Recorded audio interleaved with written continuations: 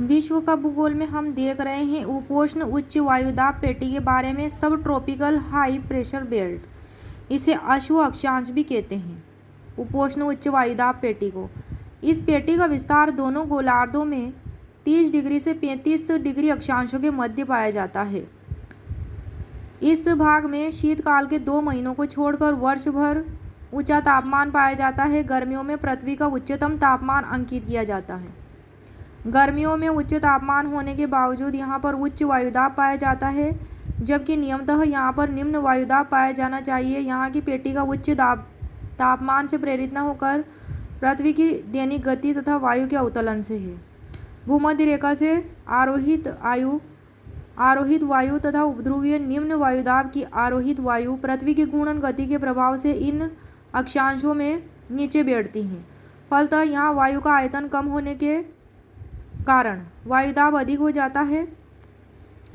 किसका आयतन कम हो जाने के कारण? वायु का। इस प्रकार यहाँ पर बनने वाला उच्च वायुदाब गतिजन्य होता है।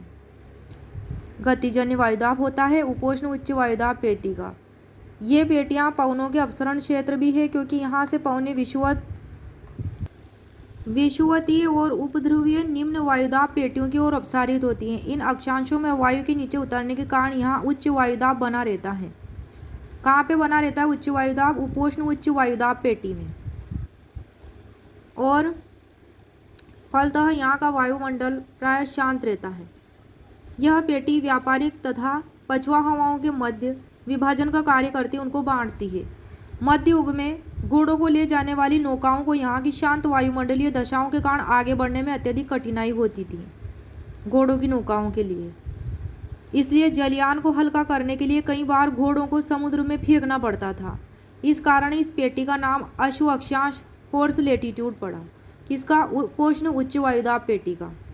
उपोष्ण उच्च वायुदाब पेटी का नाम क्या पड़ा? अश्व अक्षांश, क्योंकि यहाँ पे जलयान को हल्का करने के लिए कई बार घोड़ों को समुद्र में फेंकना पड़ता था इसलिए।